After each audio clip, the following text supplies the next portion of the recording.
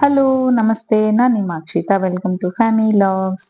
ನನ್ನ ಬರ್ಡೇ ಆದ್ಮೇಲೆ ಒಂದಷ್ಟು ದಿನ ಕ್ಯಾಪ್ಚರ್ ಮಾಡಿರುವಂತಹ ವಿಡಿಯೋಸ್ ಇದು. ಅಂದ್ರೆ ಬ್ಯಾಕ್ ಟು ರುಟೀನ್ ಬರೋದನ್ನ ಇಲ್ಲಿ ನಾನು ಪ್ರಯತ್ನ ಮಾಡ್ತಾ ಇದ್ದೇನೆ. ಈ ಬೊಕ್ಕೆ 1-2-3 ದಿನ ಅದ್ರಲ್ಲೇ ಇಟ್ಟಿದ್ದೆ, ಹಾಗೆ ಸ್ವಲ್ಪ ನೀರೆಲ್ಲ ಹಾಕಿ ಹಾಗೆ ಇಡ್ತಾ ಇದ್ದೆ. ಇದು ಬರ್ಡೇ ದಿನ ನನ್ಗೆ ನನ್ನ ಫ್ರೆಂಡ್ಸ್ ಸೆಂಡ್ ಮಾಡಿರೋದು. ಸೊ ನನ್ಗೆ ಹೂವು ಅಂದ್ರೆ ತುಂಬಾ ಇಷ್ಟ, ಟು ಬಿ ಹಾನೆಸ್ಟ್. ಅಂಡ್ ನನ್ನ ಜೊತೆ ಇರುವಾಗ ಅದನ್ನ ನನ್ನಿಂದ ಸಾಧ್ಯ ಆಗುವಷ್ಟು ಚೆನ್ನಾಗಿ ನೋಡ್ಕೊಳ್ಳೋದಕ್ಕೆ ಪ್ರಯತ್ನ ಪಡ್ತೇನೆ. ಅದಕ್ಕೋಸ್ಕರ 1-2 ದಿನ ಹಾಗೆ ಬೊಕ್ಕೆಯಲ್ಲೇ ನೀರ್ ಹಾಕಿ ಇಡ್ತಾ ಇದ್ದೆ. ತಿನ್ಲೆ ಈ ತಿಂಡ ಇಂಕುಲ್ ತಿನ್ಲೆ ಅದೇ ವಿಡಿಯೋ ಕ್ಯಾಮರಾಡ್ ಉಂದೇವ್ ಯಾನ್ ಪಂಡೈತೆ ಬ್ಲ್ಯಾಕ್ ದ ನಮ್ಮರ ಸ್ಟ್ಯಾಂಡರ್ಡ್ ಉಂಡು ಅಂಚಿನನೆ ಪಂಡೈತೆ ಅವಯವ್. ಹೀಗೆಲ್ಲ ಕೆಲಸ ಮಾಡುವಾಗ ಆರುಷ್ ನನ್ ಜೊತೆನೆ ಇರ್ತಾನೆ. ಸೊ ನಾವೇನಾದ್ರೂ ಮಾತಾಡ್ಕೊಳ್ತಾ ಇರ್ತೇವೆ ಇಡೀ ದಿನ. ಅದನ್ನೇ ಒಂದು ಕ್ಲಿಪ್ ಹಾಗೆ ನಾನು ಹಾಕಿರೋದು ಅವಾಗ. ಇದನ್ನ ಇನ್ನು ಬೊಕ್ಕೆಯಲ್ಲೇ ನೀರ್ ಹಾಕಿ ಇಟ್ರುನುವೆ ಅಷ್ಟು ಚೆನ್ನಾಗಿರೋದಿಲ್ಲ. ಅದಕ್ಕೋಸ್ಕರ ಇದನ್ನ ವೇಸಿಗೆ ಹಾಕಿ ಇಡ್ತಾ ಇದ್ದೇನೆ. ಆಲ್ಮೋಸ್ಟ್ ಇವಾಗ ಹಾಳಾಗ್ತಾ ಬಂದಿದೆ. ಮತ್ತೆ ಕೆಲವೊಂದು ಕಲರ್ ಮೇಲೆ ಕೂಡ ಡಿಪೆಂಡ್ ಆಗಿರ್ತದೆ ಅಲ್ವಾ. ಈ ತರ ಪಿಂಕ್ ಕಲರ್ ಇದೆಲ್ಲ ಸ್ವಲ್ಪ ಬೇಗ ಹಾಳಾಗತ್ತೆ. ಬಟ್ ತುಂಬಾ ಚೆನ್ನಾಗಿತ್ತು. 1-2-3 ದಿನ ನನ್ಗೆ ತುಂಬಾ ಖುಷಿ ಖುಷಿ ಅಂತ ಅನ್ನಿಸ್ತಿತ್ತು. ಇನ್ನು ಕೂಡ ಹಾಗೆ ಇರುತ್ತೆ. ಮತ್ತೆ 1-2-3 ದಿನ ಚೆನ್ನಾಗಿರ್ತದೆ. ನೀರು ಅವಾಗ ಚೇಂಜ್ ಮಾಡಿದ್ರೆ ಇನ್ನು ಚೆನ್ನಾಗಿರ್ತದೆ. ಮತ್ತೆ ಏನಂದ್ರೆ ಹೂವೆಲ್ಲ ಮನೆಯಲ್ಲಿ ಈ ತರ ಇಟ್ರೆ ನಮ್ಗೆ ಕೂಡ ಏನೋ ಒಂದು ಎನರ್ಜಿ ಬಂದಾಗೆ ಪಾಸಿಟಿವ್ ವೈಬ್ ಇರುತ್ತೆ ಮನೆಯಲ್ಲಿ. ಸೊ ಅದೆಲ್ಲ ಸೆಟ್ ಆದ್ಮೇಲೆ ನಮ್ಮ ಆರುಷಿದ್ದು ಕೈಯಲ್ಲಿ ಬೆರಳಲ್ಲಿ ಸ್ವಲ್ಪ ಉಗುರಿತ್ತು. ಅದನ್ನ ಕಟ್ ಮಾಡೋದಕ್ಕಂತ ಹೇಳಿ ಕುತ್ಕೊಳ್ತಾ ಇದ್ದೇವೆ. ಏನ್ ಗೊತ್ತಾ, ನೀಟಾಗಿ ಒಂದು ಪ್ಲೇಸ್ ಅಲ್ಲಿ ಕುತ್ಕೊಂಡು ಕಟ್ ಮಾಡಿದ್ರೆ ಚೆನ್ನಾಗಿರ್ತದೆ. ಆದ್ರೆ ಇಂತಹ ಬೀನ್ ಬ್ಯಾಗ್ ಅಲ್ಲಿ ಅಲ್ಲ. ಆದ್ರೆ ಕೆಲವೊಂದ್ಸಲ ಮಕ್ಕಳನ್ನ ತುಂಬಾ ಕನ್ವಿನ್ಸ್ ಮಾಡೋದಕ್ಕೆ ಕೂಡ ಸಾಧ್ಯ ಆಗೋದಿಲ್ಲ.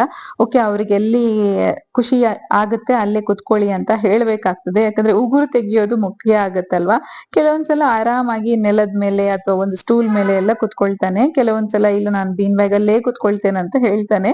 ಅಂತಹ ದಿನ ಅದು ಉಗುರು ಕಟ್ ಮಾಡಿ ಆದ್ಮೇಲೆ ಅದನ್ನ ಹೆಕ್ಕಿ ತೆಗಿಯೋದು ನಮ್ಗೊಂದು ಎಕ್ಸ್ಟ್ರಾ ಕೆಲಸ ಆಗಿರುತ್ತೆ.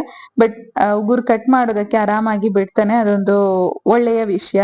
ಯಾಕಂದ್ರೆ ಮಕ್ಳು ಮಣ್ಣಲ್ಲೆಲ್ಲ ಆಡ್ತಾರೆ ಅಂಡ್ ಅದೇ ಕೈಯಲ್ಲಿ ಬಂದು ತಿಂತಾರೆ. ಊಟ ಎಲ್ಲ ಮಾಡುವಾಗ ಕೈಯಲ್ಲಿ ಉಗುರು ಇದ್ರೆ ಆ ಉಗುರಲ್ಲಿ ಸೈಡ್ ಅಲ್ಲಿ ಕುತ್ಕೊಂಡಂತಹ ಮಣ್ಣು ಏನಿರುತ್ತೆ ಅದೆಲ್ಲ ಬಾಯಿಯೊಳಗೆ ಹೋಗುತ್ತೆ. ಮತ್ತೆ ಉಗುರು ಇಲ್ಲ ಅಂದ್ರೆ ನಮ್ಗೆ ತೊಳೆಯುವಾಗ ಕೂಡ ನೀಟಾಗಿ ಅವ್ರದ್ದು ಕೈಯೆಲ್ಲ ವಾಶ್ ಮಾಡೋದಕ್ಕಾಗತ್ತೆ. ಉಗುರೆಲ್ಲ ಇದ್ರೆ ನಮ್ಗೆ ನಾವ್ ಎಷ್ಟು ಸೋಪ್ ಹಾಕಿ ತೊಳೆದ್ರುನುವೆ ಅದು ಕ್ಲೀನ್ ಆಗೋದಿಲ್ಲ. ಯಾಕಂದ್ರೆ ಉಗುರು ಒಳಗೆ ಕುತ್ಕೊಂಡಂತಹ ಮಣ್ಣು ಏನಿರುತ್ತೆ ಅದು ಹಾಗೆ ಇರುತ್ತೆ. ಅದಕ್ಕೋಸ್ಕರ ನಾನು ತುಂಬಾ ಉಗುರನ್ನ ಅವಾಗ ಕಟ್ ಮಾಡ್ತಾ ಇರ್ತೇನೆ. ವಾರಕ್ಕೊಂದ್ಸಲ ಅಂತ ಹೇಳೋದಿಲ್ಲ, ವಾರಕ್ಕೆ 2-3 ಬಾರಿ ಕೂಡ ಕಟ್ ಮಾಡೋದು ಇದೆ. ಯಾಕಂದ್ರೆ ಮಕ್ಳದ್ದು ಉಗುರು ಕೂಡ ಬೇಗ ಬೆಳೀತದೆ ಅಂಡ್ ಅವರು ಈ ಮಣ್ಣಲ್ಲೆಲ್ಲ ಆಟ ಆಡ್ತಾರಲ್ವಾ, ಅವಾಗ ಸ್ವಲ್ಪ ಅದು ಬ್ರೇಕ್ ಆದಾಗೆ ಕೂಡ ಆಗುತ್ತೆ. ಸೊ ಹಾಗೆ ಆದ್ರೆ ಅದು ಮತ್ತೆ ನಮ್ಮ ಮುಖಕ್ಕೆಲ್ಲ ತಾಗತ್ತೆ, ಅವ್ರ ಮುಖಕ್ಕೆ ತಾಗತ್ತೆ, ಆ ತರ ಎಲ್ಲ ಇರುತ್ತೆ. ಸೊ ಉಗುರು ಕಟ್ ಮಾಡೋದು ತುಂಬಾ ಮುಖ್ಯ ಮಕ್ಳಿಗೆ. ಅಂಡ್ ನಾನ್ ಅವನಿಗೆ ಯೂಸ್ ಮಾಡೋದು ಲವ್ ಲ್ಯಾಪ್ ಅವರದ್ದು ನೈಲ್ ಕಟರ್. ಅದು ಅವನು ಚಿಕ್ಕೋನಿರುವಾಗ ತಗೊಂಡದ್ದು. ಇನ್ನು ಅದ್ರದ್ದೇ ಸೆಟ್ ಅಲ್ಲಿ ಒಂದೊಂದನ್ನೇ ಯೂಸ್ ಮಾಡ್ತೇನೆ. ಇತ್ತೀಚೆಗೆ ಮನೇಲೆ ತುಪ್ಪ ಮಾಡೋದನ್ನ ಸ್ಟಾರ್ಟ್ ಮಾಡಿದ್ದೇನೆ. ನೋಡ್ಬೇಕು ಎಷ್ಟು ಸಮಯ ಆಗುತ್ತೆ ಅಂತ ಹೇಳಿ. ದಿನಾಲು ಸ್ವಲ್ಪ ಸ್ವಲ್ಪ ಹಾಲಿದ್ದು ಕೆನೆ ತೆಗ್ದು ಇಟ್ಕೊಳ್ತೇನೆ. ಒಂದಷ್ಟು ಆದ್ಮೇಲೆ ಅದನ್ನ ಮಿಕ್ಸಿಗೆ ಹಾಕಿ ಬೆಣ್ಣೆ ಮಾಡ್ಕೊಂಡು ಅದಾದ್ಮೇಲೆ ತುಪ್ಪ ಮಾಡ್ಕೊಳ್ತೇನೆ. ಮನೆಯಲ್ಲಿಯೇ ಶೇಂಗಾ ಏನಾದ್ರೂ ರೋಸ್ಟ್ ಮಾಡಿ ಇಟ್ಕೊಂಡ್ರೆ ಸ್ನಾಕ್ಸ್ ತರ ಯೂಸ್ ಮಾಡೋದಕ್ಕೆ ಚೆನ್ನಾಗಿರ್ತದೆ. ಮೊದ್ಲೆಲ್ಲ ಪೀನಟ್ ಬಟರ್ ಎಲ್ಲ ಮಾಡಿ ಇಟ್ಕೊಳ್ತಿದ್ದೆ. ಇವಾಗ ಅಷ್ಟೊಂದು ಟೈಮ್ ಇಲ್ವೋ ಏನೋ ಗೊತ್ತಿಲ್ಲ, ಬಟ್ ಅದ್ ಸ್ವಲ್ಪ ಪಾಸ್ ಆಗಿದೆ. ಇವಾಗ ಜಸ್ಟ್ ರೋಸ್ಟ್ ಮಾಡಿ ಇಟ್ಕೊಂಡಿರ್ತೇನೆ ಅಷ್ಟೇ. ನಾನು ಹೊರಗಡೆಯಿಂದ ಚಿಪ್ಸ್, ಬಿಸ್ಕೆಟ್ಸ್ ಅಥವಾ ಚಕ್ಲಿ ಆ ತರದ್ದು ಏನು ತರೋದಿಲ್ಲ ಸ್ನಾಕ್ಸ್ ಮನೆಗೆ. ಅಪರೂಪಕ್ಕೊಮ್ಮೊಮ್ಮೆ ತರ್ತೇವೆ. ಅಂಡ್ ಆರುಷ್ಗೆ ಕೂಡ ಇದನ್ನೇ ಕೊಡ್ತೇವೆ ಹೆಚ್ಚಾಗಿ, ಶೇಂಗಾ ಡ್ರೈ ಫ್ರೂಟ್ಸ್ ಏನಿರುತ್ತೆ ಅದನ್ನ.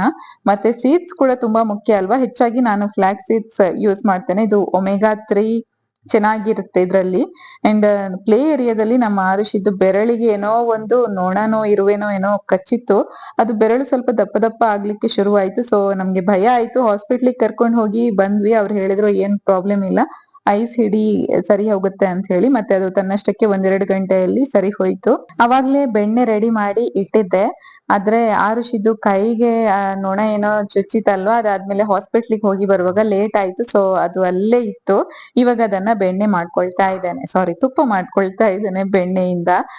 ಸ್ವಲ್ಪ ಕೆನೆ ಇದ್ದಿದ್ರಿಂದ ಜಾಸ್ತಿ ಏನು ಆಗೋದಿಲ್ಲ. ಆದ್ರೆ 1-2-3 ದಿನಕ್ಕೆ ಆರಾಮಾಗಿ ಯೂಸ್ ಆಗುತ್ತೆ. ದೋಸೆ ಎಲ್ಲ ಮಾಡಿದ್ರುನುವೆ ಈ ದೋಸೆಗೆ ಮಾತ್ರ ನಾನು ಜಾಸ್ತಿ ಯೂಸ್ ಮಾಡೋದು. ಇಂಥದ್ದು ತುಪ್ಪ ಎಲ್ಲ ಆರುಷ್ಗೆ ಸ್ವಲ್ಪ ಯೂಸ್ ಮಾಡ್ತೇನೆ. ನಾವೆಲ್ಲ ಸ್ವಲ್ಪ ಕಡಿಮೆನೆ ಅಂದ್ರೆ ಬೇಕಾದದಕ್ಕೆ ಮಾತ್ರ ಯೂಸ್ ಮಾಡೋದು. ಸುಮ್ನೆ ಸುಮ್ನೆ ಎಲ್ಲದಕ್ಕೂ ಒಂದಷ್ಟು ಹಾಕೋದು ಇಲ್ಲ. ತುಂಬಾ ಕಡಿಮೆ ಮಾಡಿದ್ದೇನೆ. ಯಾಕಂದ್ರೆ ನಾವು ಏನು ಹೆಲ್ದಿ ಆಗಿ ಇರ್ಬೇಕು ಅಂತ ಹೇಳಿ ಇಂಥದ್ದನ್ನ ಜಾಸ್ತಿ ಕೂಡ ತಿನ್ನೋದು ಅಷ್ಟೊಂದು ಸರಿಯಲ್ಲ. ಅಂಡ್ ಗಿಡಗಳಿಗೆ ನೀರ್ ಕೂಡ ಹಾಕಿರ್ಲಿಲ್ಲ ಇವತ್ತು. ನೀರ್ ಹಾಕೋದಕ್ಕೆ ಹೋಗಿದ್ದೇನೆ. ತರಕಾರಿ ಗಿಡಗಳನ್ನ ಬೆಳ್ಸೋದಕ್ಕೆ ಪ್ರಯತ್ನ ಮಾಡ್ತಾ ಇದ್ದೇನೆ. ನಾವು ಮನೆ ಚೇಂಜ್ ಮಾಡಿದ್ರಿಂದನೋ ಏನೋ ಕೆಲವೊಂದು ಅಷ್ಟೊಂದು ಚೆನ್ನಾಗಿ ಬರ್ತಾ ಇಲ್ಲ. ಈ ಪಾಲಕ್ ಪರವಾಗಿಲ್ಲ. ನಾನು ಮತ್ತೆ ಎಲೆ ಎಲ್ಲ ಬಂದ ತಕ್ಷಣ ತೆಗ್ದು ಏನಾದ್ರೂ ಪಲ್ಯ ಅಥವಾ ಏನಾದ್ರೂ ಮಾಡುವಾಗ ಅದಕ್ಕೆ ಹಾಕ್ತೇನೆ.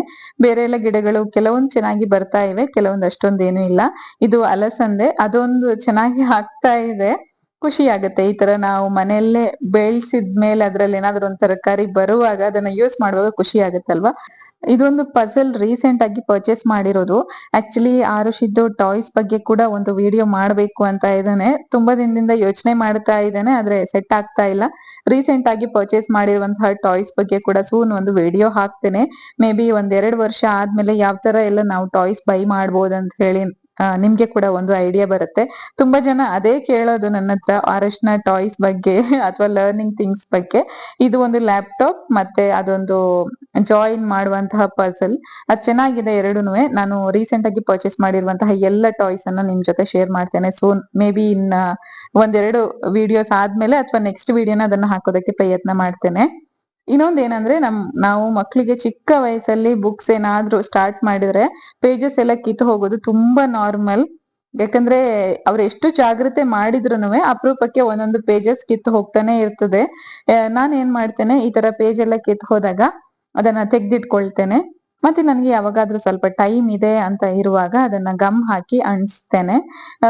ಏನಂದ್ರೆ ಬೇರೆ ಎಲ್ಲ ಬುಕ್ ಇದ್ ಪರವಾಗಿಲ್ಲ, ಆದ್ರೆ ಈ ಸ್ಟೋರಿ ಬುಕ್ಸ್ ಎಲ್ಲ ಇರತ್ತಲ್ವಾ, ಅದ್ರದ್ದು 1-2 ಪೇಜಸ್ ಕಿತ್ ಹೋದ್ರೆ ಕಂಪ್ಲೀಟ್ ಆಗಿ ನಾವು ಸ್ಟೋರಿ ಹೇಳೋದಕ್ಕೆ ಆಗೋದಿಲ್ಲ ಅವರಿಗೆ. ಕೆಲವೊಂದ್ಸಲ ನಾವು ಹಾಗೆ ಹೇಳ್ತಾ ಹೋಗ್ಬಹುದು, ಆದ್ರೆ ಇನ್ನು ಒಂದ್ ಸ್ವಲ್ಪ ದೊಡ್ಡವರಾದ್ಮೇಲೆ ಅವರಿಗೆ ಪ್ರಾಪರ್ ಆಗಿ ಗೊತ್ತಾಗತ್ತೆ. ಒಂದು ಪೇಜ್ ಆದ್ಮೇಲೆ ನೆಕ್ಸ್ಟ್ ಏನ್ ಬರುತ್ತೆ, ಆ ಪಿಕ್ಚರ್ ಅಂದ್ರೆ ಏನು ಅಂತ ಹೇಳಿ ಅರ್ಥ ಮಾಡ್ಕೊಳ್ಳುವಷ್ಟು 100% ಅರ್ಥ ಮಾಡ್ಕೊಳ್ಳುವಷ್ಟು ಬೆಳೆಯುವಾಗ ಕೆಲವೊಂದು ಪೇಜಸ್ ಮಿಸ್ ಆಗಿದ್ರೆ ಅವರಿಗೆ ಬೇಜಾರಾಗತ್ತಲ್ವಾ. ಅದಕ್ಕೋಸ್ಕರ ಇದನ್ನೆಲ್ಲ ನೀಟಾಗಿ ತೆಗ್ದಿಟ್ಕೊಳ್ಳೋದಕ್ಕೆ ಪ್ರಯತ್ನ ಮಾಡ್ತೇನೆ. ಈ ಆನಿಮಲ್ ಬುಕ್ ಏನಿದೆ ಅದು ಸೆಕೆಂಡ್ ಹ್ಯಾಂಡ್ ಪರ್ಚೇಸ್ ಮಾಡಿರೋದು. ತುಂಬಾ ಚೆನ್ನಾಗಿತ್ತು, ಯಾವ್ದೇ ಪೇಜ್ ಹೋಗಿರ್ಲಿಲ್ಲ. ಆದ್ರೆ ಆರುಷ್ನ ಕೈಗೆ ಬಂದ್ಮೇಲೆ ಮಧ್ಯದ ಪೇಜ್ ಒಂದು ಯಾವಾಗ್ಲೂ ಹೋಗ್ತಾ ಇದೆ. ಅವನು ತೆಗೆಯುವಾಗ ಅದನ್ನ ನೋಡುವಾಗೆಲ್ಲ ಮಧ್ಯದ ಪೇಜ್ ಹೋಗ್ತಾ ಇರುತ್ತೆ. ಅದನ್ನ ತುಂಬಾ ಬಾರಿ ಅಂಟಿಸ್ತಾ ಇದ್ದೇನೆ ನಾನು, ಮತ್ತೆ ಮತ್ತೆ ಹೋಗ್ತಾ ಇದೆ. ಈ ಒಂದು ಬುಕ್ ಹೊಸದು, ಆದ್ರೆ ಅವನು ತುಂಬಾ ಜಾಸ್ತಿ ಇದನ್ನ ಯೂಸ್ ಮಾಡ್ತಾ ಇದ್ದಾನೆ, ಹಾಗಾಗಿ ತುಂಬಾ ಪೇಜಸ್ ಹೋಗಿದೆ. ಅಂಡ್ ಅವನಿಗೆ ತುಂಬಾ ಇಷ್ಟ ಕೂಡ. ಏನ್ ಹೇಳುವ ಹಾಗೂ ಇಲ್ಲ. ಅವನಿಗೆ ಸಾಧ್ಯ ಆಗುವಷ್ಟು ಜಾಗ್ರತೆ ಮಾಡ್ತಾನೆ, ಆದ್ರೆ ಕೆಲವೊಂದ್ಸಲ ಕಿತ್ ಹೋಗುತ್ತೆ ಕೆಲವೊಂದು ಪೇಜಸ್. ಅಂಡ್ ಅವನನ್ನ ಇಟ್ಕೊಂಡು ನಾನು ಈ ಕೆಲ್ಸ ಮಾಡೋದು ಸ್ವಲ್ಪ ರಿಸ್ಕ್ ಅಂತ ಗೊತ್ತುಂಟು, ಆದ್ರೂನು ಅವನನ್ನ ಇಟ್ಕೊಂಡೇ ಕೆಲ್ಸ ಮಾಡ್ತೇನೆ. ಯಾಕಂದ್ರೆ Is it by mistake or purposefully? Oh, wait, board. It is by mistake. You should not tear again. Nana kuda parpare balli. ಇದೇ ಕಾರಣಕ್ಕೆ ಅವನ್ ನನ್ ಜೊತೆ ಇರುವಾಗ ನಾನು ಏನ್ ಕೆಲ್ಸ ಮಾಡ್ತೇನೆ ಅದನ್ನ ಅವನು ನೋಡಿ ಏನಾದ್ರೂ ಒಂದು ಅವನ ಮೈಂಡ್ಗೆ ಬರ್ತದಂತ ಅನ್ಕೊಂಡು ಅವನನ್ನ ಹಿಡ್ಕೊಂಡು ತುಂಬಾ ಕೆಲ್ಸ ಮಾಡೋದಕ್ಕೆ ಪ್ರಯತ್ನ ಮಾಡ್ತಾನೆ. ಇಲ್ಲಂದ್ರೆ ಅವ್ನ್ ಮಲ್ಕೊಂಡಾಗ ಇಂತ ಕೆಲ್ಸ ಮಾಡಿದ್ರೆ ನಮ್ಗೆ ಸುಲಭ ಆಗತ್ತೆ, ಅಂದ್ರೆ ಫಾಸ್ಟ್ ಆಗತ್ತೆ. ಅವ್ರದ್ದು ಏನು ಅವ್ರನ್ನ ನೋಡ್ಕೊಳ್ಳೋದೊಂದು ಎಕ್ಸ್ಟ್ರಾ ಕೆಲ್ಸ ಇರೋದಿಲ್ಲ. ಮತ್ತೆ ಅವ್ರಿಗೆ ಹಾಗೆ ಮಾಡ್ಬೇಡಿ, ಹೀಗೆ ಮಾಡ್ಬೇಡಿ, ಅಲ್ಲಿ ಮುಟ್ಬೇಡಿ, ಇಲ್ಲಿ ಮುಟ್ಬೇಡಿ ಅಂತ ಹೇಳೋದು ಕೂಡ ಇರೋದಿಲ್ಲ. ಆದ್ರೆ ಆರುಷ್ ಎಚ್ಚರ ಇದ್ರೆ ಹೇಗಿರುತ್ತಂದ್ರೆ, ನಾನು ಇದನ್ನ ಯಾಕೆ ನೀವು ಹರಿದದ್ದು, ಆತರ ಹರಿಯೋದು ಬ್ಯಾಡ್ ಅಲ್ವಾ, ಅದು ಒಳ್ಳೇದಲ್ಲ, ಇದು ಹರಿದೋದ್ರೆ ಮತ್ತೆ ನಿಮ್ಗೆ ಓದೋದಕ್ಕೆ ಇರೋದಿಲ್ಲ, ಈ ತರ ಎಲ್ಲ ಮಾತಾಡ್ತಾ ಇರ್ತೇನೆ. ಮೇ ಬಿ ನಾನು 10 ಟೈಮ್ಸ್ ಹೇಳುವಾಗ 1 ಟೈಮ್ ಇದಾದ್ರೂ ಅವನಿಗೆ ಅರ್ಥ ಆಗ್ತದೆ ಅನ್ನುವಂತ ಒಂದು ಏನು ಥಾಟ್ ನನ್ನಲ್ಲಿ. ಅದಕ್ಕೋಸ್ಕರ ಅವನು ಎಚ್ಚರ ಇರುವಾಗ ಇಂಥದ್ದೆಲ್ಲ ಕೆಲಸ ಮಾಡೋದಕ್ಕೆ ಪ್ರಯತ್ನ ಮಾಡ್ತೇನೆ.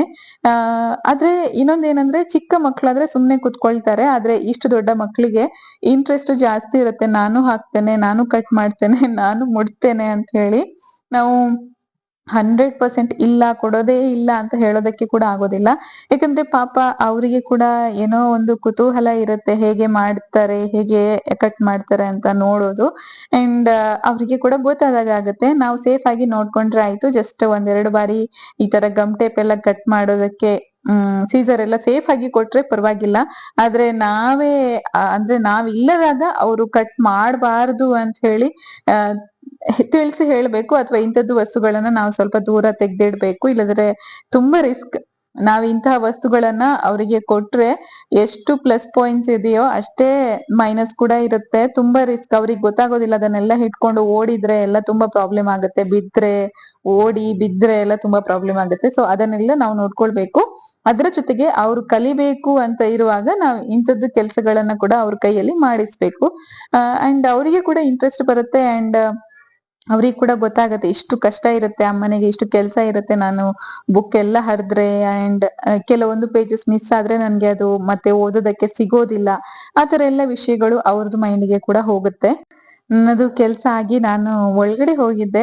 ಅವನೆಲ್ಲ ಬುಕ್ ಎಲ್ಲ ತೆಗ್ದು ನೋಡ್ತಾ ಇದ್ದಾನೆ, ಎಲ್ಲ ಸರಿ ಆಗಿದ್ಯಾ, ಯಾವ್ದಾದ್ರು ಬಾಕಿ ಇದೆಯಾ, ಎಲ್ಲ ಪೇಜಸ್ ಇದೆಯಾ ಇಲ್ವಾ ಅಂತ ಹೇಳಿ ಚೆಕ್ ಮಾಡ್ತಾ ಇರ್ತಾನೆ. ಅಂಡ್ ಕೆಲವೊಂದು ಪೇಜಸ್ ಮಿಸ್ ಆಗಿರೋದು ಅವನಿಗೆ ಗೊತ್ತಾಗತ್ತೆ. ಕೆಲವೊಂದು ಬುಕ್ ಅಲ್ಲಿ ಅಂದ್ರೆ ಕೆಲವೊಂದು ಸೆಕ್ಷನ್ ಮಿಸ್ ಆಗಿರುತ್ತಲ್ವಾ, ಅವಾಗ ಅವನಿಗೆ ಗೊತ್ತಾಗ್ತದೆ. ಹಾಗಾಗಿ ಬ್ಯಾಕ್ ಅದನ್ನ ನಾವು ಇಟ್ಟಾಗ ಕೂಡ ಗೊತ್ತಾಗತ್ತೆ ಅದು ಇಟ್ಟಿದ್ದಾರೆ ಅಂತ ಹೇಳಿ. ನಾನು ಯೂಸ್ ಮಾಡಿರುವಂತಹ ಕೆಲವೊಂದು ಥಿಂಗ್ಸ್ ಅನ್ನ ಇಲ್ಲಿ ಮತ್ತೆ ಅರೇಂಜ್ ಮಾಡಿ ಇಡೋದಕ್ಕೆ ಬಂದಿದ್ದೇನೆ ಟೇಬಲ್ ಹತ್ರ. ವಿಷಯ ಏನಂದ್ರೆ ಅವನಿಗೆ ಈ ಡ್ರಾವರ್ ಎಲ್ಲ ಓಪನ್ ಮಾಡೋದಕ್ಕೆ ಆರಾಮಾಗಿ ಆಗುತ್ತೆ. ಆದ್ರೆ ನಾವು ಸ್ಟ್ರಿಕ್ಟ್ ಆಗಿ ಹೇಳಿರ್ತೇವೆ ಅದನ್ನೆಲ್ಲ ತೆಗಿಬಾರ್ದು, ಅದು ನಿಮ್ಮದು ಪ್ಲೇಸ್ ಅಲ್ಲ, ನೀವು ಆಟ ಆಡುವಂತಹ ಪ್ಲೇಸ್ ಅಲ್ಲ ಅಂತ ಹೇಳಿ. ಕೆಲವೊಂದ್ಸಲ ಒಂದು ಏನು ಅಪರೂಪಕ್ಕೆ ಒಂದೊಂದ್ಸಲ ಡೋರ್ ಓಪನ್ ಮಾಡಿ ಅದ್ರಲ್ಲಿ ಏನಿದೆ ಅಂತ ಹೇಳಿ ಎಲ್ಲ ನೋಡ್ತಾನೆ. ಆದ್ರೆ ತೆಗಿತಾನೆ ಅದನ್ನ ಎಲ್ಲಾ ಕಡೆ ಬಿಸಾಡಿ ಹಾಳ್ ಮಾಡ್ತಾನಂತ ಇಲ್ಲ, ಆ ಒಂದು ನೇಚರ್ ಇಲ್ಲ ಅವನಿಗೆ. ಇದಕ್ಕೆ ಲಾಕ್ ಏನಿದೆ ಅದನ್ನ ಕೂಡ ಈಸಿಯಾಗಿ ಅವನಿಗೆ ಓಪನ್ ಮಾಡೋದಕ್ಕಾಗತ್ತೆ. ಆದ್ರೆ ಅದನ್ನ ಓಪನ್ ಮಾಡಿ ಎಲ್ಲ ಮೆಸ್ಸಿ ಮಾಡ್ಲಿಕ್ಕೆ ಹೋಗೋದಿಲ್ಲ ಅವನು. ಸೊ ಅದು ನಾವು ಚಿಕ್ಕ ವಯಸ್ಸಿಂದ ನಾವು ಹೇಗೆ ಅವರಿಗೆ ಗೈಡ್ ಮಾಡಿರ್ತೇವೆ ಅದ್ರ ಮೇಲೆ ಡಿಪೆಂಡ್ ಆಗಿರ್ತದೆ. ಇನ್ನು ನೆಕ್ಸ್ಟ್ ಡೇ ನಾವು ಬ್ಲಡ್ ಟೆಸ್ಟಿಗೆ ಅಂತ ಹೋಗಿದ್ವಿ. ಬ್ಲಡ್ ಟೆಸ್ಟ್ ಪ್ರಿವಿಯಸ್ ಟೈಮ್ ಕೂಡ 1-2 ತಿಂಗಳ ಹಿಂದೆ ಮಾಡಿದ್ವಿ. ಅದಕ್ಕಿಂತ ಮೊದ್ಲು ಮತ್ತೆ 2 ತಿಂಗಳ ಹಿಂದೆ ಮಾಡಿದ್ವಿ. ಅವಾಗ ಕೆಲವೊಂದು ಪಾಯಿಂಟ್ಸ್ ನಮ್ಗೆ ವೇರಿಯೇಷನ್ ಇತ್ತು. ಅದಾದ್ಮೇಲೆ ನಾವೇ ಸ್ವಲ್ಪ ಡಯಟ್ ಎಲ್ಲ ಚೇಂಜ್ ಮಾಡಿ ಮತ್ತೆ 2 ತಿಂಗಳು ಬಿಟ್ಟು ಮಾಡಿದಾಗ ಸ್ವಲ್ಪ ಚೆನ್ನಾಗಿತ್ತು ರಿಪೋರ್ಟ್. ಅದಕ್ಕೋಸ್ಕರ ಒಂದು ಡಯಟಿಷಿಯನ್ ಹತ್ರ ತಗೊಂಡ್ ಹೋಗಿದ್ವಿ ನಮ್ ರಿಪೋರ್ಟ್ ಅನ್ನ. ಈ ತರ ಇದೆ, ಏನಾದ್ರೂ ಸಜೆಷನ್ ಇದೆಯಾ ಅಂತ ಹೇಳಿ. ಸೊ ಅವ್ರು ಒಂದಷ್ಟು ವಿಷಯಗಳನ್ನ ನಮ್ ಜೊತೆ ಶೇರ್ ಮಾಡಿದ್ರು, ಅಂದ್ರೆ ಗೈಡ್ ಮಾಡಿದ್ರು ನಮ್ಗೆ. ನಾವು ಯಾವ ತರ ನಮ್ಮ ಏನು ಊಟದ ಪದ್ಧತಿ ಆಗಿರ್ಬಹುದು ಅಥವಾ ಡೈಲಿ ಲೈಫ್ ಸ್ಟೈಲ್ ನಾವ್ ಹೇಗೆ ಚೇಂಜ್ ಮಾಡ್ಕೊಳ್ಬೇಕು ಅಂತ ಹೇಳಿ ಅವರು ಸ್ವಲ್ಪ ಗೈಡೆನ್ಸ್ ಕೊಟ್ಟಿದ್ರು. ಅದನ್ನ ಫಾಲೋ ಮಾಡಿ ಮತ್ತೆ 2 ತಿಂಗಳು ಬಿಟ್ಟು ಈ ಒಂದು ಬ್ಲಡ್ ಟೆಸ್ಟ್ ಅನ್ನ ಮಾಡಿಸಿದ್ದು. ಪಾಪ ಮತ್ತೆ ಧೀರಜ್ ಯಾವ್ದು ನೆಸೆಸರಿ ಅದನ್ನ ಮಾತ್ರ ಮಾಡಿಸಿದ್ರು. ನಾನ್ ಮಾತ್ರ ಫುಲ್ ಬಾಡಿ ಚೆಕ್ಅಪ್ ಮಾಡಿಸಿದ್ದು. ಅದ್ರಲ್ಲಿ ವಿಟಮಿನ್, ಕ್ಯಾಲ್ಸಿಯಂ, ಐರನ್ ಅದ್ರದ್ದು ಡಿಫಿಷಿಯನ್ಸಿ ಏನಾದ್ರೂ ಇದ್ರೆ ಗೊತ್ತಾಗತ್ತೆ. ಅದು ಥೈರಾಯ್ಡ್, ಅದ್ರ ಜೊತೆಗೆ ಇನ್ನಷ್ಟು ಬೇರೆ ಬೇರೆ ತರದ್ದು ಟೆಸ್ಟ್ ಇರುತ್ತೆ. ಸೊ ನಮ್ಗೆ ಏನಾಗುತ್ತೆ ಒಂದ್ ಸ್ವಲ್ಪ ನಂದು ಸುಮಾರು ದಿನ ಆಯ್ತು ಫುಲ್ ಬಾಡಿ ಟೆಸ್ಟ್ ಮಾಡ್ಸದೆ. ಅದಕ್ಕೋಸ್ಕರ ಒಮ್ಮೆ ಗೊತ್ತಾಗತ್ತೆ ಅಂತ ಹೇಳಿ ಕಂಪ್ಲೀಟ್ ಆಗಿ ಟೆಸ್ಟ್ ಮಾಡ್ಸಿದ್ವಿ. ಕೆಲವೊಂದು ಹೆಲ್ತ್ ಇಶ್ಯೂಸ್ ನಾವ್ ಏನ್ ಮಾಡಿದ್ರುನುವೆ ಏನ್ ಮಾಡದಿದ್ರುನುವೆ ಬರ್ತವೆ. ಅಂಡ್ ಕೆಲವೊಂದು ಕ್ಯೂರ್ ಆಗ್ತವೆ, ಕೆಲವೊಂದು ಕ್ಯೂರ್ ಆಗೋದಿಲ್ಲ. ಆದ್ರೆ ಇಂಥದ್ದು ಚಿಕ್ಕ ಪುಟ್ಟ ಟೆಸ್ಟ್ ಏನಾದ್ರೂ ಮಾಡ್ಸಿ ನಮ್ಗೆ ಸಾಧ್ಯ ಆಗುವಷ್ಟು ಹೆಲ್ದಿಯಾಗಿ ಇರೋದಕ್ಕೆ ಪ್ರಯತ್ನ ಮಾಡೋದ್ರಲ್ಲಿ ಯಾವ್ದೇ ತಪ್ಪಿರೋದಿಲ್ಲ ಅಲ್ವಾ. ಅದಕ್ಕೋಸ್ಕರ ಈ ತರ ಎಲ್ಲ ಮಾಡ್ಕೊಳ್ತೇವೆ. ಅಂಡ್ ಅದೇ ಹಾಸ್ಪಿಟ್ಲ್ ಅಲ್ಲಿ ಏನೋ ಒಂದು ಕ್ಯಾಂಪ್ ತರ ಇತ್ತು. ನಮ್ಮ ಬೋನ್ ಹೇಗಿದೆ, ಅದ್ರದ್ದು ಕೆಪಬಿಲಿಟಿ ಹೇಗಿದೆ ಅಂತ ಚೆಕ್ ಮಾಡೋದಕ್ಕೆ ಅದನ್ನ ಕೂಡ ಮಾಡಿಸ್ಕೊಂಡು ಬಂದ್ವಿ. ಸುಮ್ನೆ ಫ್ರೀ ಆಗಿತ್ತು, ನೋಡ್ಕೊಂಡ್ ಬಂದ್ವಿ. ಅದಾದ್ಮೇಲೆ ನಮ್ಮ ಕಮ್ಯುನಿಟಿಯಲ್ಲಿ ಸ್ಪೋರ್ಟ್ಸ್ ಡೇ ನಡೀತಾ ಇದೆ ಇವತ್ತು. ಅದನ್ನ ನೋಡೋದಕ್ಕಂತ ಹೇಳಿ ಧೀರಜ್ ಮತ್ತೆ ಆರುಷ್ ಆಲ್ರೆಡಿ ಕೆಳಗಡೆ ಹೋಗಿದ್ರು. ಅಂಡ್ ಅಲ್ಲೇ ಊಟ ಕೂಡ ಇತ್ತು, ನಾವೆಲ್ಲರೂ ಅಲ್ಲೇ ಊಟ ಕೂಡ ಮಾಡಿದ್ವಿ.